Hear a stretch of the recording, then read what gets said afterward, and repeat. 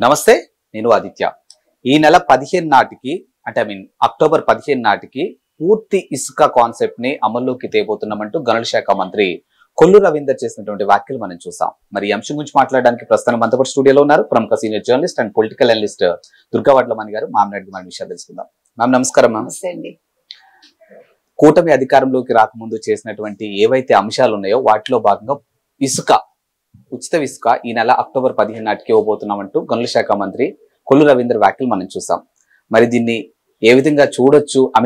ఇది ప్రజలకు ఎంతవరకు ఉపయోగపడబోతుంది? మనకి గతంలో తెలుసండి, ఇసుక దందాలు తెలుసు, మామూలుగా కాదు. దానివల్లే కదా మీకు బుడమేరు ఏమైందండి, దందాల వల్లే కదా ఫ్లడ్స్ వచ్చాయి. అంతకుముందు అన్నమయ్య ప్రాజెక్టు ఎందుకండి అంతమంది చచ్చిపోయారు వైసీపీ హయాంలో? గుండ్లకమ్మ దాని కింద వాళ్ళ లారీలు ఉండడం వల్ల వాళ్ళు అక్కడ గేట్లు తెరవలేదు. దానివల్ల ఎన్ని ప్రాణాలు పోయాయి అవి మాట్లాడదు వైసీపీ. ఇవాళ ఆ సూపర్ 6 ఏమైంది, మరొకటి ఏమైంది అని అడిగే వాళ్ళకి ఇప్పుడు 3 ఉచిత సిలిండర్లు దీపావళికి మొదలవుతుంది, ఉచిత బస్సు సౌకర్యం తర్వాత. ఈలోగా మొత్తం అన్ని రీచ్లు మేము ఓపెన్ చేస్తున్నాము. ఇక మీదట ఇసుక మీరు తీసుకెళ్లొచ్చు హ్యాపీగా మీ సొంత వాహనాల్లో. పట్టా భూములు ఉంటే పట్టా భూములను తీసుకెళ్లొచ్చు. ఇట్లా చాలా సౌలభ్యాలు ఇస్తున్నారు. ఇప్పుడు మాట్లాడమండి వైసీపీ వాళ్ళు, ఏంటి మీకు లారీలకి ఇంత అవుతుంది అంత అవుతుంది, మీరు ఊరికే అన్నారు, ఇంత డబ్బులు ఎందుకు ఏమండి ట్రాన్స్పోర్ట్ అవదా? ఇప్పుడు మీరు ఇల్లు కొనుక్కుంటారండి, ఇల్లు కొనుక్కుంటే వాళ్ళు మీకు ఏమన్నా మొత్తం ఇవన్నీ చేయించిస్తున్నాడు, లోపల ఫెసిలిటీస్ అంతా ఇవ్వడు కదా. కనెక్షన్స్ పెట్టుకోవడానికి అక్కడ మీకు ఒక ప్రొవిజన్ ఇస్తాడు అంతే. అవన్నీ మనం పెట్టుకోవాలి. మీకు ఎక్స్ట్రా ఒక 10 లక్షలు 20 లక్షలు అవుతుందిగా. అంటే పిండి కొద్ది రొట్టెని మీ డబ్బులను బట్టి మీరు చేయించుకుంటారు. ఇక్కడ మీకు ఇసుక సప్లై చేస్తున్నారు, అది తీసుకెళ్ళటానికి కూడా ప్రభుత్వ వాహనాలు రావాలంటే కుదురుతాయా? ఇప్పుడు ఇన్ని రీచ్లు ఓపెన్ చేయటం వల్ల ఏమైతుందంటే మీకు ఈ వాహనాల రద్దీ కూడా తగ్గుతుంది.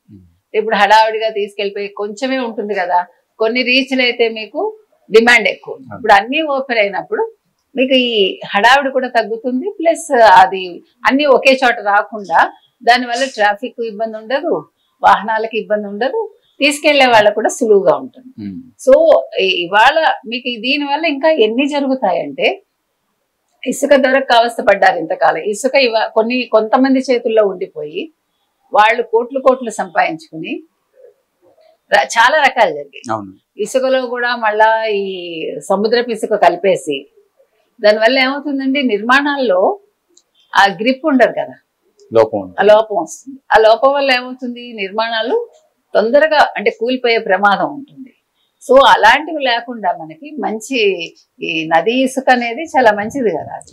మనకి అంటే పట్టు ఉంటుంది. ఇప్పుడు మీరు సిమెంట్ తో కలపటానికి మంచి ఇసుక ఉండాలి కదా. సో ఆ రకంగా ఇప్పుడు మనకి భవన నిర్మాణాలు కూడా వేగవంతం అవుతాయి.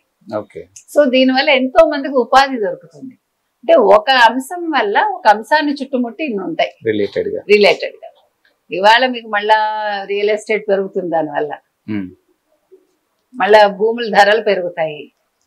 ఒక విషయం కాదండి, ఒక్క ఇసుకని చుట్టుముట్టి ఇన్ని ఉంటాయి. ఇన్ని రకాలుగా ప్రజలు అంటే నాట్ ఓన్లీ ప్రజలు అంటే ఒక యవనాలి బిజినెస్ చేసుకునే వాళ్ళకి మంచి అవకాశాలు వస్తాయి. రియల్ ఎస్టేట్ వచ్చింది అనుకోండి, ఇప్పుడు అమ్మేవాడు ఉంటే కొనేవాడు ఉంటాడు. తొందరగా మనకి నిర్మాణాలు అయిపోయాయి అనుకోండి. ఇప్పుడు మీకు ఎలాగా ఇప్పుడు లులు మాల్ వచ్చింది ఫర్ ఎగ్జాంపుల్, ఇంకా చాలా వస్తున్నాయి. వచ్చినప్పుడు ఏమవుతుంది, మీకు ఉద్యోగస్తుల సంఖ్య పెరుగుతుంది. వాళ్ళు వచ్చినప్పుడు వాళ్ళకి ఇళ్ళు కావాలి. సో ఇక్కడ నిర్మాణం వేగవంతం అయితే కొనుక్కునే వాళ్ళ సంఖ్య కూడా పెరుగుతుంది, లేదు రెంట్కి వస్తారు, రకరకాలు జరుగుతాయి. సో ఒక దాన్ని పట్టుకుని ఇన్ని ఉంటాయి అన్నమాట. కాబట్టి ఇవాళ ఇసుక అనేది పాలసీ ఏదైతే మార్చారో దీనివల్ల చాలా మంచి జరుగుతుందండి. ఇవాళ కొల్లు రవీంద్ర గారు చెప్పారు ఈ మాట. ఆయన మనకు తెలుసు, భూగర్భ గనులు వనరుల శాఖ మంత్రి ఆయన. కాబట్టి ఇది చాలా మంచి ఒక నిర్ణయం అని మనం చెప్పచ్చు. అదే విధంగా మద్యం విషయంలో కూడా ఆయన మాట్లాడారు. మనకు తెలుసు మద్యం కుంభకోణం ఎంత జరిగిందో. ఒక డిజిటల్ ఎరాలో ఉండి పాపం జగన్మోహన్ రెడ్డి గారు క్యాష్ అండ్ క్యారీ విధానాన్ని తీసుకొచ్చి సాయంకాలం అయ్యేసి గోన్ సంచీల్లో కట్టలు డబ్బులు వెళ్ళిపోయాయి తాడేపల్లి గతంలో. ఇప్పుడు అలా కాకుండా ఇప్పుడు ఆ మద్యం ధరలకు కూడా ఎంత రెక్కలు వచ్చాయో మనకు తెలుసు. జే బ్రాండ్స్ పెట్టేసి అంటే ఒక సామాన్య మానవుడి నడ్డి విరిచిన వైసీపీ ఏదైతే ఉందో ఇవాళ వాళ్ళకి బుద్ధి చెప్తూ ఇవాళ 99 రూపాయలకే వాళ్ళు మద్యం ధర తీసుకొస్తున్నారు. అది ఒకటే కాకుండా మద్యం దుకాణాలు తెరవబడుతున్నాయి. గతంలో ప్రభుత్వమే నిర్వహించేది. ప్రభుత్వం నిర్వహించడమే కాకుండా వాళ్ళు క్యాష్ విధానం పెట్టడం వల్ల అసలు ఎంత మద్యం అమ్ముడుపోయింది అనేది కూడా ఎవరికి ఈ రోజు లెక్కలు. అంటే వాటికి లెక్కపత్రం లేకుండా డైరెక్టర్ కూడా అబ్స్కాండ్ వాసుదేవ్ రెడ్డి గారు లేదు, అబ్స్కాండ్ అవలా. జగన్మోహన్ రెడ్డి గారు వాళ్ళ ప్యాలెస్ కి దగ్గరలో దాచిపెట్టాడు. ఒక హోటల్లో దొరికాడు కదా. అంటే పాపం లేకపోతే ఇప్పుడు చూడండి జగన్మోహన్ రెడ్డి ఎంత గొప్పవాడు కాకపోతే వరద బాధితులకు సహాయం చేయకుండా ₹1 కోటి అనౌన్స్ చేసి వెళ్ళిపోయాడు కదా. కానీ ఆయన పాపం ఎవరి కోసం వెళ్తాడు? పిన్నెల్లి కోసం 25 లక్షలు ఖర్చు పెట్టుకుని ఫ్లైట్ లో వెళ్తాడు. లేదు నందిగామ సురేష్ కోసం వెళ్తాడు. లేదు పాపం ఇంకెవరి గురించి అయినా వెళ్తాడు. ఎందుకు వెళ్తాడు? ఎవరైతే తన పుట్టి ముంచుతారో, ఎవరైతే తన పేరు చెప్తారని భయపడతాడో, ఎవరి నోర్లు అయితే మోయించాలనుకుంటాడో వాళ్ళ దగ్గరికి వెళ్తాడు. అంటే ఎవరు జైల్లో ఉంటారో, ఎవరు అవినీతి చేశారో, ఎవరు ప్రభుత్వం దృష్టికి వెళ్తారో వాళ్ళ దగ్గరికి వెళ్ళి బతిమాలుకుంటాడు అన్నమాట. లేదు బెదిరిస్తాడు. కాబట్టి ఇవాళ మద్యం ధరలకి రెక్కలు రాకుండా రెక్కలు తెగిపోతాయి. కాబట్టి అంటే తాగడం మంచిదని మనం చెప్పట్లేదు. కాకపోతే ఏంటంటే అంత ఇప్పుడు ఒక బాటిల్ కొనాల్సింది 300-400 ఇచ్చి కొనేది మీరు 100 రూపాయలు కొనుక్కున్నప్పుడు, అది కూడా నాణ్యమైన మద్యం దొరికినప్పుడు ఇప్పుడు తాగేవాడు తాగుతాడు. మీరు ఎంత ఆపినా తాగుతాడు. వాడు అయితే హెల్త్ పాడవు. ముందు ఆరోగ్యం దెబ్బతినదు. ఇప్పటికే చాలా మందికి హెల్త్ రిలేటెడ్ ఇష్యూస్ వచ్చేసాయి గత 5 ఏళ్లలో. ఇప్పుడు కనీసం అట్లీస్ట్ ఆడవాళ్ళు కొంచెం సంతోషంగా ఉండొచ్చు. నమ్మగుడు తాగాడు కానీ ఏదో కాస్త ఆరోగ్యం పాడు చేసుకోకుండా ఉంటే చాలు, ఇది తగ్గిస్తే చాలు అని ఒక భావనకు వస్తారు. మరి గతంలో అలా కాదు కదండి. మద్యం అంటేనే హాని, కల్తీ మద్యం.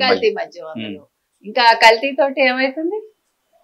కాబట్టి మనం అంటే ఏం చేయలేని వ్యవస్థలు ఇవన్నీ కూడా. ఇప్పుడు తాగమని మనం చెప్పలేం కానీ తాగే వాళ్ళని మీరు ఆరోగ్యం పాడు చేసుకోకుండానైతే ఖచ్చితంగా చెప్తాం.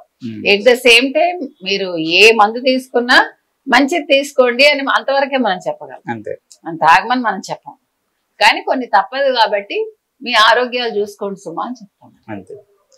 ఇప్పుడు చెప్పండి, ఇప్పుడు ఏదైతే ఇసుక ఫ్రీ అంశం ఏదైతే ఉందో చాలా మంది వైఎస్ఆర్సీపీకి సంబంధించిన నేతలు అవ్వచ్చు, కార్యకర్తలు అవ్వచ్చు, సోషల్ మీడియా వేదికగా ప్రశ్నిస్తున్న అంశం ఏంటంటే ఇప్పుడు ఏదైతే సూపర్ 6 అనే అంశాన్ని తీసుకొచ్చారో దీని వల్ల గవర్నమెంట్ ఇంకో 10 సంవత్సరాలు ఎన్నికకి వెళ్తుందో తప్పితే ఎక్కడ అభివృద్ధి కనిపిస్తుంది? అంటే పెట్టినన్ని అమలు చేస్తే అసలు అభివృద్ధి పరంగా ఎందుకు ముందుకెళ్తుంది? ఆర్థికంగా వెనక్కి వెళ్తుంది కదా అన్న అంశం చాలా మంది మాట్లాడుతున్నారు. మరి అలాంటి వాళ్ళకి మీరు ఏం సమాధానం ఇస్తారు? కొంచెం పిచ్చుందేమోనండి వాళ్ళకి. ఇప్పుడు అసలు మీకు ఇప్పుడు జగన్మోహన్ రెడ్డి ఏం చెప్పాడో అందరికీ తెలుసు. ఏదో చేపలు అన్నాడు, మటన్ షాపులు అన్నాడు, పానీపూరి అన్నాడు, మరొకటి అన్నాడు, ఇవన్నీ చెప్పాడు కదండి.